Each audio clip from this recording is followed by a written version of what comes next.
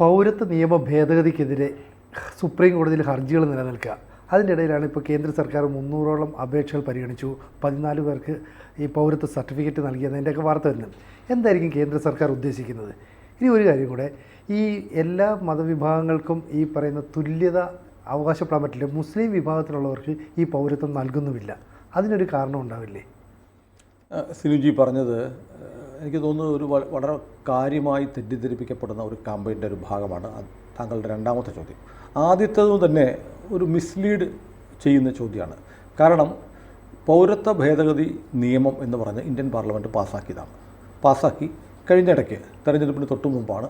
ഒരു നിയമം ഉണ്ടാക്കിയാൽ നിയമം നടപ്പാക്കാൻ കഴിയില്ല. നിയമം എങ്ങനെയൊക്കെ നടപ്പാക്കണം എന്ന് അനുസരിച്ച് റൂൾസ് ഉണ്ടാക്കണം, ചട്ടം ഉണ്ടാക്കി വിജ്ഞാപനം ചെയ്തു. അപ്പോൾ നിയമം പാർലമെൻറ്റിൻ്റെ 2 സഭകളും പാസ്സാക്കിയ നിയമം രാജ്യത്തുണ്ട്. അത് തിരഞ്ഞെടുപ്പുമായി അതിനെ കണക്ട് ചെയ്യേണ്ട ഒരു കാര്യമില്ല. തിരഞ്ഞെടുപ്പ് കാലത്ത് ഒരു പദ്ധതി പ്രഖ്യാപിച്ച് അത് നടപ്പാക്കുന്നതിനെ തിരഞ്ഞെടുപ്പ് ചട്ടത്തിന് വിധേയമായിട്ടുള്ളൂ. ഇത് തിരഞ്ഞെടുപ്പ് വരുന്നതിന് മുമ്പേ, വളരെ മുമ്പേ പാർലമെൻറ്റ് പാസ്സാക്കിയ നിയമം, അതിൻ്റെ ചട്ടവും തിരഞ്ഞെടുപ്പ് പ്രഖ്യാപനത്തിന് തൊട്ട് മുമ്പ് തന്നെ ഉണ്ടായി. അപ്പോൾ ഡ്യൂ കോഴ്സിൽ അത് നിയമം അതിൻ്റെ വഴിക്ക് പോകും. അതാണ് ഒന്നാമത്തെ കാര്യം. അപ്പോൾ ഇനി മറ്റൊന്ന്, രണ്ടാമത്തെ ചോദ്യം എന്ന് പറയുന്നത്, സുപ്രീം കോടതിയിൽ കേസിരിക്കെ സർക്കാരിൻ്റെ ഒരു പദ്ധതി നടപ്പാക്കാമോ എന്നതാണ് ലളിതമായ ചോദ്യം. അപ്പോൾ സർക്കാരിൻ്റെ ഏത് പദ്ധതികളും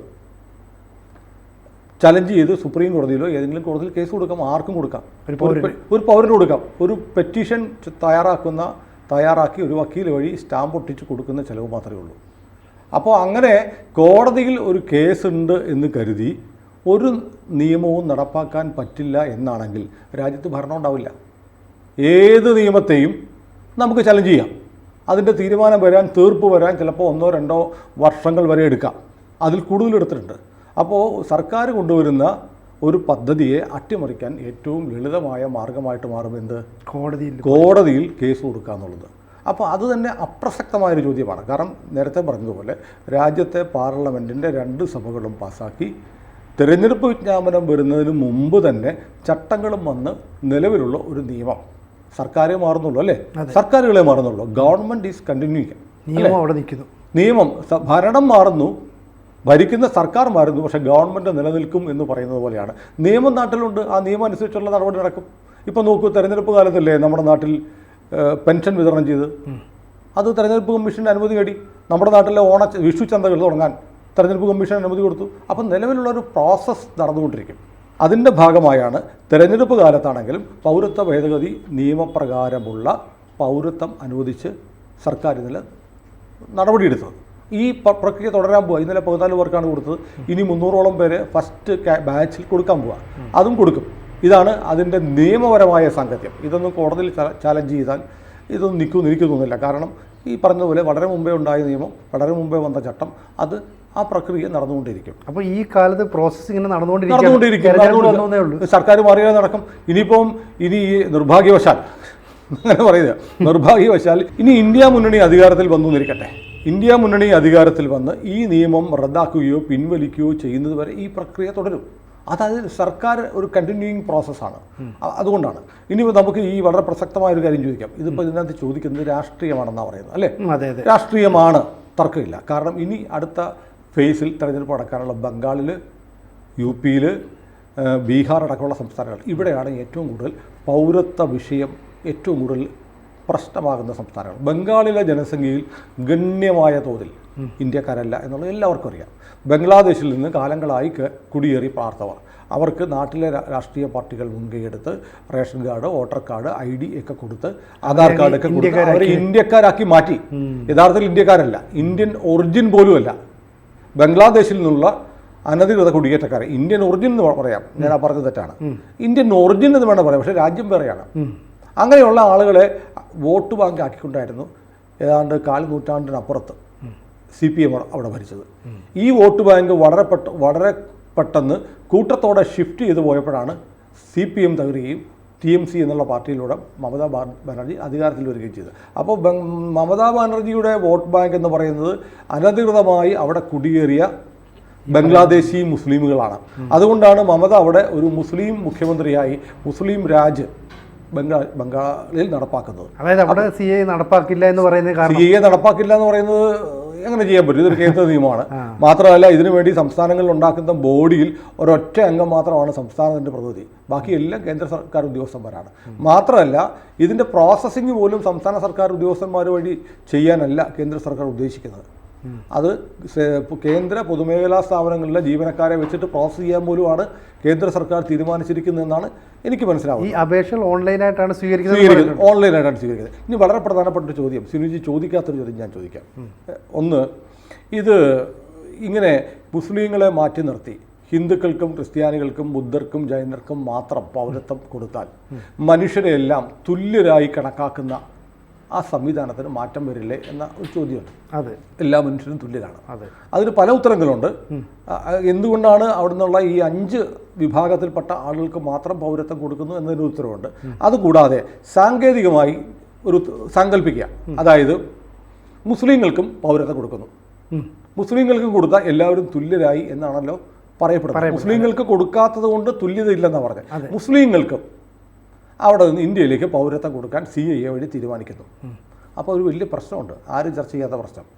അതായത് ഒരു അബ്ദുൾ റഹീം, ഒരു സൂരജ്, ഒരു റോബർട്ട്, 3 പേർക്കും പൗരത്വം കൊടുക്കുന്നു. 3 പേരും തുല്യരാണ് എന്നാണ് അബ്ദുൾ റഹീമിനും പൗരത്വം കൊടുക്കണം എന്ന് വാദിക്കുന്നവരുടെ ന്യായം. അബ്ദുൾ റഹീം, സൂരജ്, റോബർട്ട് 3 പേർക്കും പൗരത്വം കൊടുത്തു. പക്ഷെ പൗരത്വം കിട്ടുന്ന ആ നിമിഷം ഇവർക്ക് തമ്മിലുള്ള തുല്യത ഇല്ലാതാവും. എങ്ങനെയാണെന്നറിയാമോ? അതാണ് അബ്ദുൾ റഹീം ഇന്ത്യയിൽ പൗരം കിട്ടുമ്പോൾ ഇന്ത്യയിലെ ന്യൂനപക്ഷമാവും. അവിടുത്തെ ഭൂരിപക്ഷ സമുദായത്തിൽപ്പെട്ട അബ്ദുൾ റഹീം എനിക്ക് CAA പ്രകാരം ഇന്ത്യയിൽ പൗരത്വം കൊടുത്താൽ അയാൾ ഇന്ത്യയിലെ ന്യൂനപക്ഷമായി മാറും. അപ്പോൾ റോബർട്ടിനും സൂരജിനും ഇല്ലാത്ത ഒരുപാട് അവകാശാധികാരങ്ങൾ ആർക്ക് കിട്ടും? ഈ പറയുന്ന അബ്ദുൾ റഹീമിന് കിട്ടും. അപ്പോൾ അവിടെ തുല്യത ഉണ്ടാവുകയല്ല, തുല്യത നഷ്ടപ്പെടുകയാണ് ചെയ്തത്.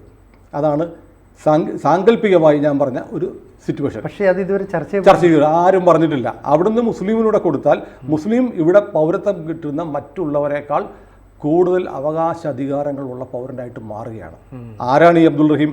അവിടെ പാകിസ്ഥാനിൽ അല്ലെങ്കിൽ ബംഗ്ലാദേശിൽ ഭൂരിപക്ഷ സമുദായം എന്ന നിലയിൽ അവിടുത്തെ ന്യൂനപക്ഷങ്ങളെക്കാൾ കൂടുതൽ അവകാശ അധികാരങ്ങൾ അനുഭവിച്ചു വന്ന ആൾ അവിടെ നിന്ന് ഇങ്ങോട്ട് വരുമ്പോഴും ഇവിടുത്തെ ഭൂരിപക്ഷത്തെക്കാൾ അവകാശമുള്ള ആളായിട്ട് മാറുന്നു. ഞാൻ ഒന്നുകൂടെ ആവർത്തിക്കാം, പാകിസ്ഥാനിൽ അവിടുത്തെ ഹിന്ദുക്കളെക്കാളും മുസ്ലിമുകളെക്കാളും കൂടുതൽ അവകാശങ്ങളും അധികാരങ്ങളും അവിടുത്തെ മുസ്ലിമിനാണല്ലോ. അയാൾക്ക്, ആ അബ്ദുൾ റഹീമിന് CAA വഴി നമ്മൾ പൗരത്വം കൊടുക്കുന്നു. അപ്പോൾ അയാൾ ഇന്ത്യയിലേക്ക് വരുമ്പോൾ ന്യൂനപക്ഷത്തിൽപ്പെടുന്ന ആളാവുന്നു.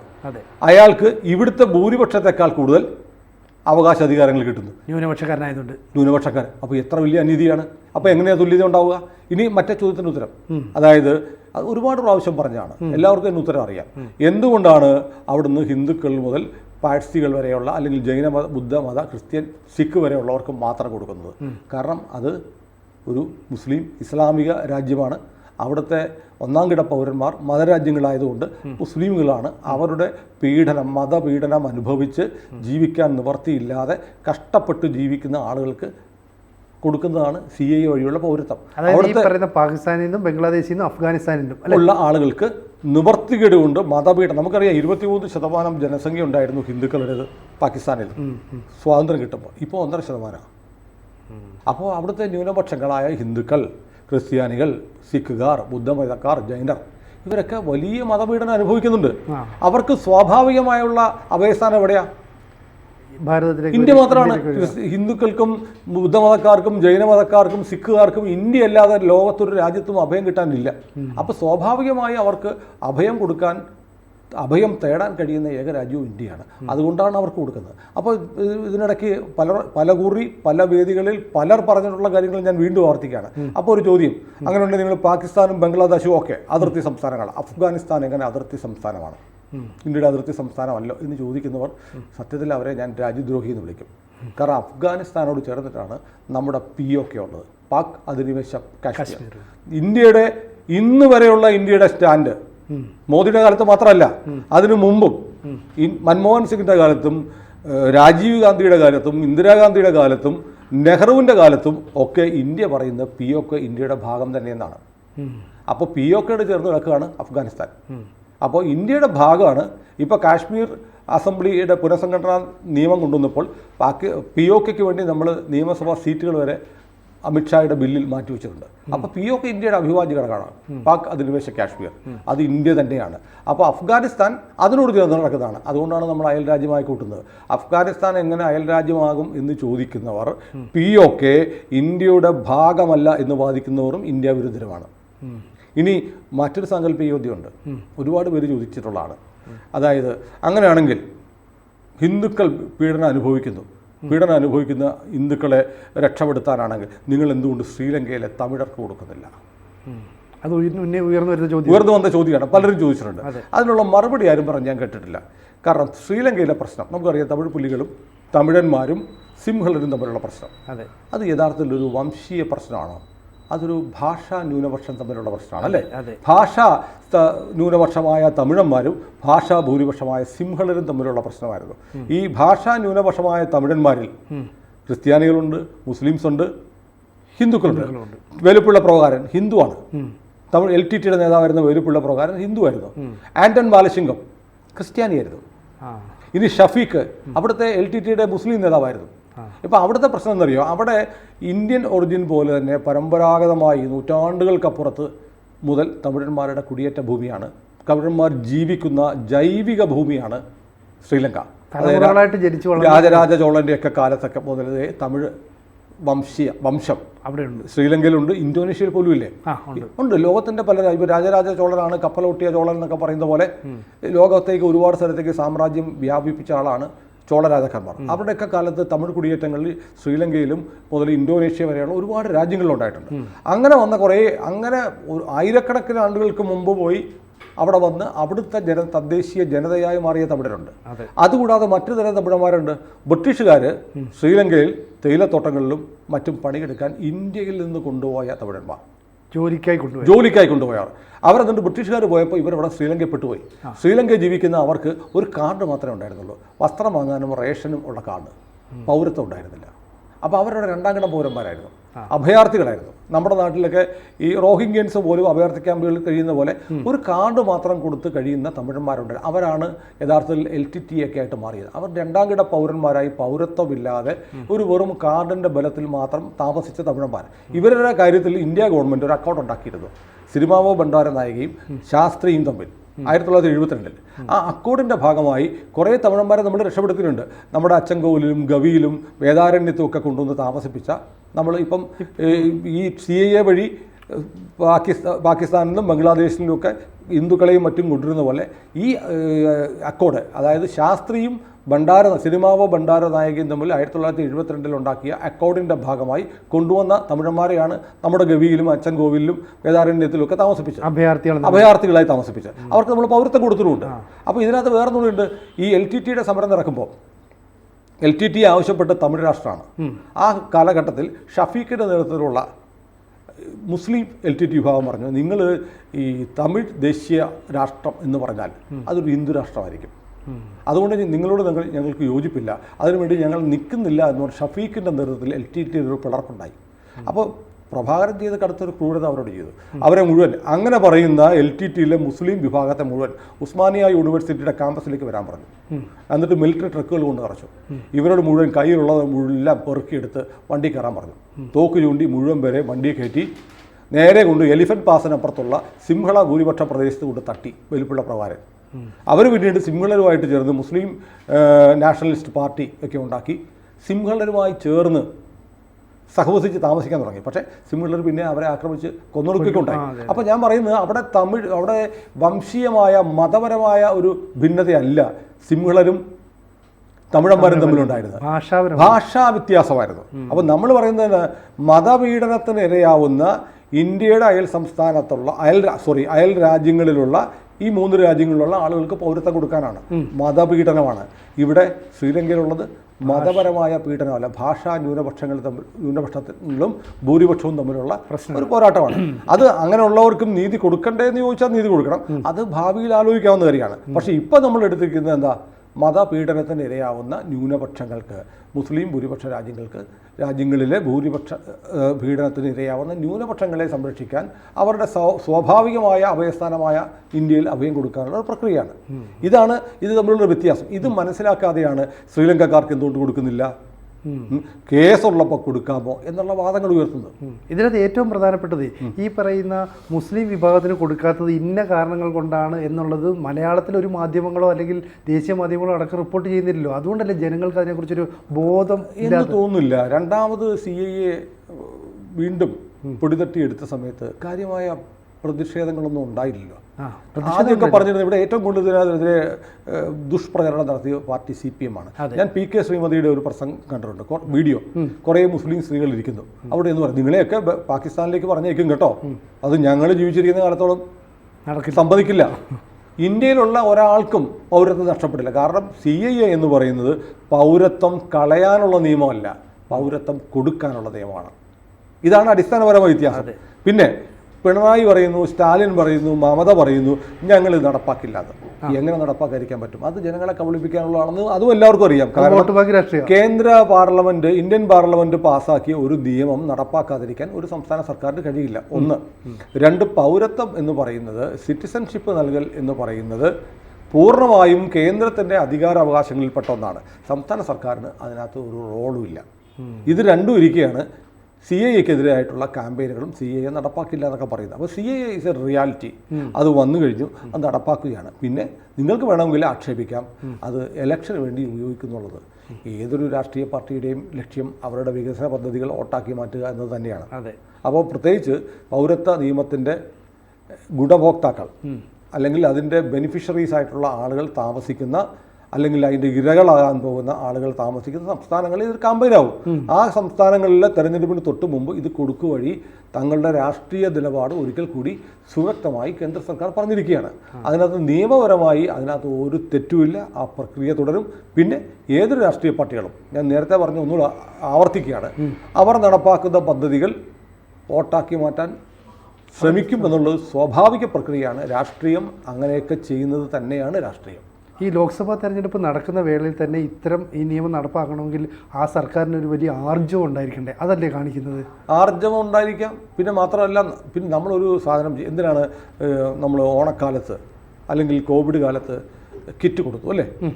കേരള സർക്കാർ കിറ്റ് കൊടുത്തു. അപ്പോൾ ആ കാലത്ത് അത് വലിയ സഹായമായിരുന്നു. പക്ഷേ നമ്മൾ കിറ്റ് നൽകി കൂടെ നിന്ന കത്ത് രക്ഷിച്ച സർക്കാരിന് പിന്നെ ക്യാമ്പയിൻ ചെയ്യുന്നത് അപ്പോൾ ഇലക്ഷൻ വോട്ടും കിട്ടണം. രാഷ്ട്രീയ പാർട്ടികളെ സംബന്ധിച്ച് അവർക്ക് ഗ്രോ ചെയ്യണം, അവർക്ക് വളരണം, കൂടുതൽ ജനപിന്തുണ കിട്ടണം, അവരുടെ പ്ലാറ്റ്ഫോംസ് വലുതാക്കണം. അതിനു വേണ്ടിയിട്ട് കൂടിയാണ് അവർ പദ്ധതികൾ നടപ്പാക്കുന്നത്. തർക്കമുണ്ടോ? ഇല്ല. അപ്പോൾ പിന്നെ സ്വാഭാവികമായും മറ്റെല്ലാവർക്കും ചെയ്യാം, മോദിക്ക് മാത്രം ചെയ്യാൻ പാടില്ല എന്ന് പറയുന്നതിനകത്തൊരു യുക്തിയില്ല. അത് കുയുക്തിയാണ്. രാഷ്ട്രീയം എന്ന് പറയുന്നത് സ്വാധീനം വിപുലീകരിക്കാനും സർക്കാരിനെയും പാർട്ടിയെയും വളർത്താനുള്ള സംവിധാനം കൂടിയാണ്. അപ്പോൾ ഇത് സംബന്ധിച്ച് ചെറിയ ബോധവൽക്കരണം കൂടിയാണ് നമ്മൾ ഈ ചർച്ചയിലൂടെ കൊടുക്കുന്നത് അല്ലേ? അതെ, ആളുകൾക്ക് ഇതിന് ബോധവൽക്കരണമല്ല, ചില ആരോപണങ്ങൾ പൊള്ളയാണെന്ന് പറയാനാണ്. കാരണം നേരത്തെ ആദ്യം നമ്മൾ തുടക്കത്തിൽ പറഞ്ഞ ഇങ്ങനെയാണ്, ഒരു കേസ് ഉണ്ട് എന്ന് പറഞ്ഞ് സർക്കാരിൻ്റെ പദ്ധതികൾ നടപ്പാക്കുന്ന മാറ്റിവെക്കണമെങ്കിൽ ഒരു ഗവൺമെൻറ്റിനും ഈ രാജ്യത്ത് ഭരിക്കാൻ പറ്റില്ല. അതായത് ഒരു പൗരൻ കൊണ്ട് കേസ് കൊടുത്താൽ ആർക്കും കേസ് കൊടുക്കാം, പൊതു താല്പര്യ ഹർജി ഉൾപ്പെടെ ആർക്കും കേസ് കൊടുക്കാം. അങ്ങനെ കേസുകൾ കൊടുത്താൽ ഒരു പദ്ധതിയും ഒരു കാലത്തും നടപ്പാക്കാൻ പറ്റില്ല. അങ്ങനെ അതൊരു പ്രാക്ടീസ് അല്ല, അത് ജനാധിപത്യ പ്രക്രിയ അട്ടിമറിക്കലാണ്. അപ്പോൾ എന്തായാലും ഈ നിയമം ഇനി വരും ദിവസങ്ങളിലും കൂടുതൽ ശക്തമായിട്ട് മുന്നോട്ട് പോയി ഈ ആളുകൾക്ക് പൗരത്വം കൊടുക്കുന്ന പ്രോസസ്സ്. അതെ, അല്ല മറ്റൊന്നാലോചിക്കണം. ഡൽഹിയിലൊക്കെ ചെല്ലുമ്പോൾ അറിയാം, ഡൽഹി പോയിട്ടുണ്ടോ? ഡൽഹിയിൽ അറിയാം, ഈ പാകിസ്ഥാനിൽ നിന്നും ബംഗ്ലാദേശിൽ നിന്നും അഭയാർത്ഥികളായിട്ട് വന്ന ആയിരക്കണക്കിന് ആളുകൾ ഡൽഹിയിലെ പ്രാന്തപ്രദേശങ്ങളിൽ ടെൻറ്റ് കെട്ടി നരകയാതന അനുഭവിച്ച് ജീവിക്കുന്നുണ്ട്. എത്രയോ വർഷങ്ങളായിട്ട് ജീവിക്കുന്നു. അവർക്ക് പോകാൻ ഇടമില്ല. അവർ ഹിന്ദുക്കളായിപ്പോയി, അല്ലെ ക്രിസ്ത്യാനിയായിപ്പോയി, സിഖുകാരനായിപ്പോയി, ജൈന ബുദ്ധമതക്കാരായിപ്പോയി. എനിക്കറിയാം, എൻ്റെ ഒരു സുഹൃത്ത്, അദ്ദേഹം ബാംഗ്ലൂരിലെ പ്രശസ്തമായ ഫൺ വേൾഡ് എന്ന് പറയുന്ന അമ്യൂസ്മെൻറ്റ് പാർക്കിൻ്റെ ഉടമസ്ഥരിൽ ഒരാളാണ്. അദ്ദേഹത്തിൻ്റെ കഥ എന്ന് പറഞ്ഞാൽ, അദ്ദേഹത്തിൻ്റെ പിതാവ് 20 ഗ്രാമങ്ങളുടെ ജമീന്ദാറായിരുന്നു ലാഹോറിൽ. വിഭജനശേഷം എന്ത് പറ്റിയെന്നറിയോ? അവർ പാകിസ്ഥാനിലായി പോയി. അവരുടെ വീടും ഒക്കെ കൊള്ളയടിക്കപ്പെട്ടു. അവസാനം ഏതാനും തുണി സഞ്ചികളിൽ അത്യാവശ്യം തുണികളും മറ്റും എടുത്തുകൊണ്ട് ഇവർക്ക് അവിടുന്ന് ഓടിപ്പോരേണ്ടി വന്നു. വന്ന് 20 ഗ്രാമങ്ങളുടെ ജമീന്ദാറായിരുന്ന അവർക്ക് അമൃതസറിലെ തെരുവുകളിലിരുന്ന് ചെരുപ്പ് വിൽക്കേണ്ടി വന്നു. ആലോചിച്ച് നോക്കൂ. അവിടെ ആ രാജ്യത്ത് നമ്മുടെ ഇന്ത്യ എന്ന് പറയുന്ന രാജ്യത്തിൻ്റെ ഭാഗമായിരുന്ന ലാഹോറിൽ വലിയ തോതിൽ ഒരു രാജാവിനെ പോലെ ജീവിച്ചിരുന്ന ഒരു കുടുംബം വിഭജനത്തിന് ശേഷം വഴിയാധാരമായി പ്രാണൻ രക്ഷിക്കാൻ വേണ്ടി ഓടി ഇന്ത്യയിലേക്ക് വന്നു. ഭാഗ്യവശാൽ അവർ രക്ഷപ്പെട്ടു. വലിയ തോതിൽ വലിയ അമ്യൂസ്മെൻറ്റ് പാർക്കൊക്കെയുള്ള വലിയൊരു ഗ്രൂപ്പായിട്ട് മാറി. ഞാൻ പേര് പറഞ്ഞു, ഫൺ വേൾഡ് ഗ്രൂപ്പ്. പക്ഷേ അങ്ങനെ അത് ഭാഗ്യം കിട്ടിയ ചിലരുണ്ട്. പക്ഷേ മഹാഭൂരിപക്ഷം ആളുകളും കൊല്ലപ്പെടുകയോ നരകയാതന അനുഭവിക്കുകയോ ഇന്നും തെരുവുകളിൽ കഴിയുകയോ ചെയ്യുന്നുണ്ട്. അവരെ പരിഗണിക്കണ്ടേ? അതെ. ഇദ്ദേഹം വിനോദ് സബർവാൾ എന്നുള്ള എൻ്റെ സുഹൃത്ത് രക്ഷപ്പെട്ടത്, അത് എന്നെ പ്രായത്തിൽ എൻ്റെ വളരെ സീനിയറാണ്. അദ്ദേഹം രക്ഷപ്പെട്ടത് അവർക്ക് വിഭജന സമയത്ത് തന്നെ ഇന്ത്യയിലേക്ക് വരാൻ കഴിയും, അതുകൊണ്ട് ഇന്ത്യൻ പൗരന്മാരായി. പക്ഷേ അതിനുശേഷം അവിടെ ജീവിക്കാൻ നിവൃത്തിയില്ലാതെ അടിമ ജീവിതം നയിക്കുന്ന, കൊല്ലപ്പെടുകയും ബലാത്സംഗം ചെയ്യപ്പെടുകയും ഒക്കെ ചെയ്യുന്ന ഒരു സാഹചര്യത്തിൽ ജീവിക്കുന്ന ആളുകൾ പ്രാണരക്ഷാർത്ഥം എങ്ങനെയെങ്കിലും അതിർത്തി കടന്ന് നമ്മുടെ മണ്ണിൽ അവരുടെ സ്വാഭാവികമായ ജന്മസ്ഥലമായ ഇന്ത്യയിലേക്ക് വന്നിട്ട് അവരെ ഇന്ത്യക്കാരായി അംഗീകരിക്കരുത് എന്ന് പറയുന്നതിൻ്റെ യുക്തി എന്താണ്? ഒരു പ്രധാനപ്പെട്ട ഒരു കാര്യം കൂടെ പറഞ്ഞ് അവസാനിപ്പിക്കാം. നമ്മുടെ CAA കേസുകളുമായി ബന്ധപ്പെട്ട് കേസുകൾ സുപ്രീം കോടതി വന്നപ്പോൾ ഈ CAA എതിർക്കുന്ന കക്ഷികളുടെ അഭിഭാഷകൻ കോടതി പറഞ്ഞൊരു പ്രധാനപ്പെട്ട കാര്യമുണ്ട്. അതായത് ഇങ്ങനെ ഹിന്ദുക്കൾക്കും ക്രിസ്ത്യാനികൾക്കും ബുദ്ധർക്കും ജൈനർക്കും ഒക്കെ ഇന്ത്യൻ പൗരത്വം കൊടുത്താൽ ജനസംഖ്യയിൽ വ്യത്യാസം വരും, അതാണ് ഞങ്ങളുടെ പ്രശ്നം എന്ന് പറഞ്ഞാൽ മുസ്ലിം ഭാഗത്തിന് വേണ്ടി കോടതിയിൽ ഹാജരായ ആളുകൾ പറയുകയാണ്, ഞങ്ങൾ CAA എതിർക്കാനുള്ള കാരണം അങ്ങനെ ഹിന്ദുക്കൾക്ക് ബംഗ്ലാദേശിൽ നിന്നും അഫ്ഗാനിസ്ഥാനിൽ നിന്നും പാകിസ്ഥാനിൽ നിന്നും ഉള്ളവർക്ക് പൗരത്വം ഇന്ത്യ കൊടുത്താൽ ഇന്ത്യയിൽ ഹിന്ദുക്കളുടെ എണ്ണം കൂടും, അതാണ് ഞങ്ങളുടെ പ്രശ്നം എന്ന് പറഞ്ഞാൽ എന്താണ് ഇവരുടെ ലക്ഷ്യം? ഇന്ത്യയിലെ ഡെമോഗ്രാഫിയിൽ ഹിന്ദുക്കളുടെ എണ്ണം കൂടരുത്, ഞങ്ങളുടെ എണ്ണം മാത്രം കൂടണം. നരേന്ദ്രമോദി പറയുകയാണ് ഏറ്റവും കൂടുതൽ കുട്ടികളുള്ളവർക്ക് രാജ്യത്തെ സ്വത്തിൻ്റെ ഭൂരിഭാഗം കിട്ടുമെന്ന് പറയുമ്പോൾ അത് ഞങ്ങളെക്കുറിച്ചാണെന്ന് പറഞ്ഞ് വലിയ കോലാഹലം ഉണ്ടാക്കുന്നവരാണ് സുപ്രീം കോടതിയിൽ. ഇന്ത്യയുടെ സുപ്രീം കോടതിയിലാണ് പറഞ്ഞത് ഹിന്ദുക്കളുടെ എണ്ണം കൂടും, അതാണ് ഞങ്ങളുടെ പ്രശ്നം എന്ന് പറയുന്നു. അപ്പോൾ എന്താണ് CAA വിരുദ്ധ സമരത്തിൻ്റെ ലക്ഷ്യം? ഈ രാജ്യത്തെ ഹിന്ദുക്കൾക്കെതിരായ സമരമാണത്. ഇതാണ് അതിൻ്റെ നട്ഷൻ. ഇതാണ് നമ്മൾ തിരിച്ചറിയേണ്ടത്. കൂടുതൽ വാർത്തകളും വിശേഷങ്ങളും നിങ്ങളിലേക്ക് എത്താൻ ABC മലയാളം സബ്സ്ക്രൈബ് ചെയ്യുക, ബെൽ ബട്ടണും അമർത്തുക.